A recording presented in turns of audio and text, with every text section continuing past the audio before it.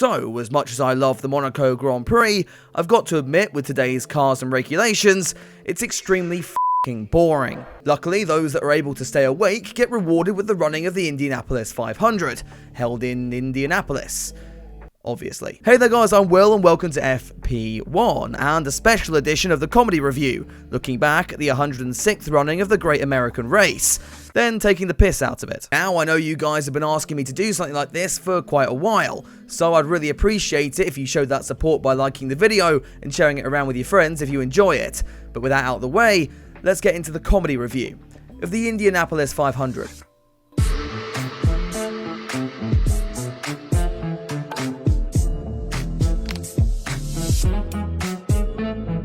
For anyone who might not have watched IndyCar before, let's start with a quick rundown of what this race is all about, and some of the key drivers to look out for. The Indy 500 is the biggest race of the IndyCar season, where a grid of 33 cars drive around in circles for 4 hours, and occasionally get even that simple concept very, very wrong. The race covers 500 miles over 200 laps of the Indianapolis Motor Speedway.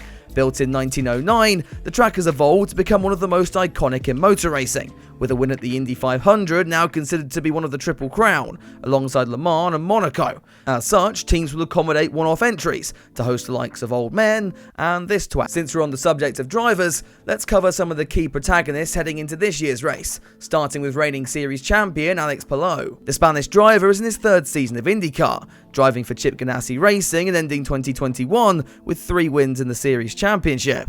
3 podiums in the first 5 rounds of 2022 set him up nicely in this year's standings, though he'll be looking to claim that elusive first win of the season at Indy. Chip Ganassi's lineup also features ex-F1 driver Marcus Ericsson, most to Romain Grosjean's frustration, 6-time IndyCar champion Scott Dixon, one of the favourites for the 500, Tony Kanaan, and Jimmy Johnson, a living legend in NASCAR, but a crash-prone imbecile in Indy. We mentioned Romain, so let's touch on him, as he starts his first 500 driving for the Andretti team, another of the front runners in IndyCar. Their lineup includes the likes of Marco Andretti, Alexander Rossi, Devlin DiFrancesco, and Colton Herta, arguably IndyCar's most exciting young star, provided he keeps it out of the barrier. We've got to mention Pato O'Ward and Scott McLaughlin, currently in the fight for this year's IndyCar crown, and with double points on offer this weekend, it's a race they really could afford to win. So it's about time we got into the action, and with there being more practice sessions than Jimmy Johnson has had cock-ups so far this season, let's just break down some of the key takeaways instead. One of the surprise front runners turned out to be previous 500 winner Takuma Sato, who in his number 50 Dale Coyne racing machine seemed to be setting the early pace, with the likes of Alex Rossi and Pato O'Ward looking strong as well. Perhaps the biggest shock though was Colton Herta, who didn't seem to have the pace at all over the course of the entire event. Regardless, we'd move into qualifying, and with rainstorms expected and IndyCar scared of getting a little bit wet, the officials opted to bring the session forward by an hour, as drivers would complete 4 laps with their average speed dictating their place on the starting grid. Like Formula 1, there are 3 qualifying sessions, with the top 12 and then top 6 progressing into the final shootout for pole. Herta's struggles though would continue, as he could only manage 25th on the grid, while Chip Ganassi's Jimmy Johnson used his ovals experience to progress into the fast 12, with his 4 teammates making the cut as well. Meanwhile, Sato's pace dropped off quicker than my excitement throughout the entire Monaco Grand Prix, as he only just scraped into the second session. The fast 12 then would see the field halve just to 6 cars, and Johnson would remember he was shit again as he attempted some drifting on his qualifying run. The final remaining rookie, Romain Grosjean, would also miss out here, starting the 500 from 9th on the grid. The McLarens of O'Ward and Felix Rosenqvist, as well as Penske's Will Power and Sato, weren't quick enough either, meaning the fast 6 would be made up of Dixon, VK, Palou, Ericsson, Carpenter and Kanaan. The final session then was relatively straightforward, with Dixon managing to set a new record for the fastest pole speed around the track, clocking in at 234.046 miles an hour. That then brings us to the main event, the 106th running of the Indianapolis 500. Except no it doesn't, as apparently it's time for even more practice. I mean, it's literally racing in an oval, how hard can it be? Incredibly, no one had managed to shaft it into the barrier so far. That though was about to change when Dalton Kellett went for a move on Romain Grosjean and found himself making love with the wall instead. And at this point I should probably point out what the key staples of IndyCar. The commentators have the exact same reaction to basically anything.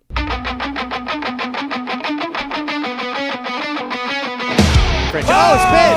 Oh! Great crash! I pulled her back!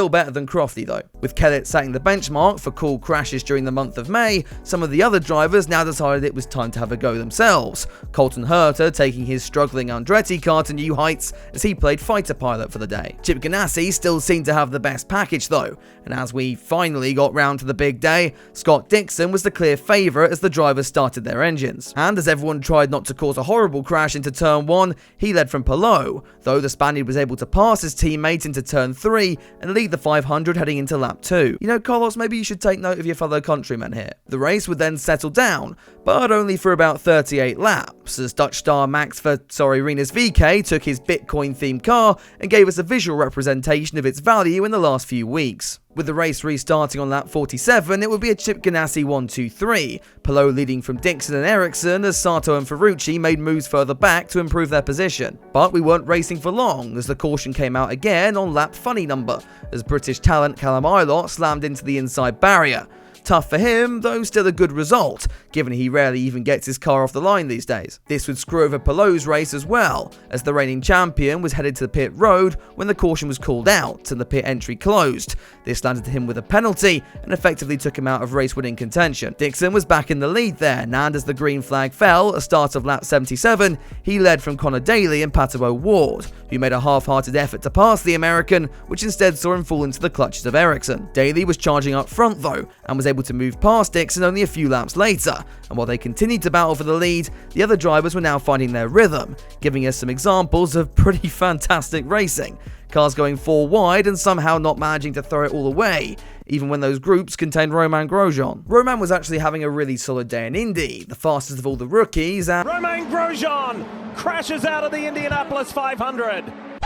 yeah, never mind. That said, I seem to remember Romain having a worse crash at some point. The restart would see Daly swamped at the front, as Pato O'Ward now moved into the lead from 3rd, and Santino Ferrucci tried to get into the action before being told to go do one by Dixon. The 6-time champ would soon slot back past O'Ward as Colton Herta's miserable day came to a conclusion when his car just decided to commit suicide. We then saw one of the hardest hits of the month when McLaughlin went straight on lap 150, before deciding one blow with the barrier wasn't enough and colliding with it again on the exit of turn 3, all while giving Ed Carpenter the need to pit for a new pair of underwear. With 43 laps to go, O'Ward and Dixon were still jostling for the lead, as Ericsson began a late fight back, passing Ferrucci for 5th. Further back, Sage Karam got a lucky escape when he found out Indy cars don't make particularly great lawnmowers. But it was all looking good for Dixon as he went after a second Indy 500 win.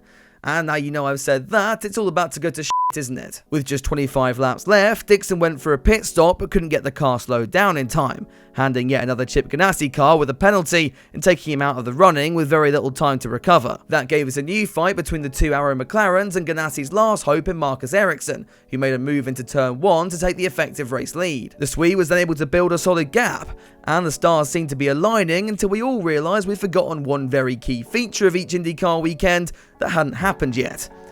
Jimmy Johnson. With just 6 laps to go, the Carvana Honda slammed into the wall, bringing out yet another caution and reducing Ericsson's lead to nothing. But with such little time left, he might just be okay, with the safety car able to just circulate till the end of the race. Almost like I've seen this before in another race recently. With the officials prioritising the show, the race was red flagged, giving us a 2-lap shootout, and I imagine the rather unhappy Marcus Ericsson. The Swede would be put under enormous pressure by O'Ward and Kanaan, as we got going for a final 2-lap shootout, which I'll admit was f***ing incredible. O'Ward lined Ericsson up for a move onto the final lap. However, after some strong defensive weaving that even Lance Stroll would be proud of, the Chip Ganassi driver was able to hold on and take a maiden Indy 500 victory right in front of his friends and family. As he covered himself in cow piss, fair play to the woman who went up and kissed him right in front of his girlfriend. I assume that's some sort of tradition, but the girl's got balls, I'll give her that. Anyway, that's my take then on the 2022 Indy 500. It's taken a hell of a long time to put together, so I hope you enjoyed it. If you're here for my F1 content and haven't given IndyCar a shot yet, I cannot recommend it enough. Just imagine what you like at the moment, just with genuine excitement mixed in. Sounds great, right? But yeah, as I said at the beginning, if you enjoyed the video, be sure to give it a thumbs up, subscribe to the channel, and share it around if you want to see more IndyCar content going forward. I would be all for that. You can also get more of my opinions by following me on Twitter and Instagram, and all those links can be found down in the description and pinned comment below. Finally, a big thank you to all my patrons, and if you would like to support me and what I do, the link for that is down there as well. But that's all from me for now though. I will see you soon with another video, but until then, Have a good one.